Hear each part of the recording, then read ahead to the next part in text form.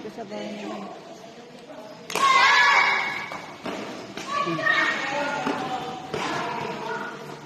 Uy, yan. Di ba pag ganyan ang laro niya? Talagang gigil. Mas maganda yung gigil eh.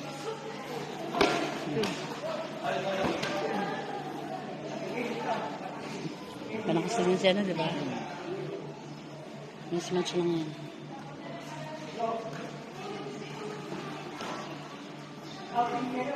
Ang focus mo.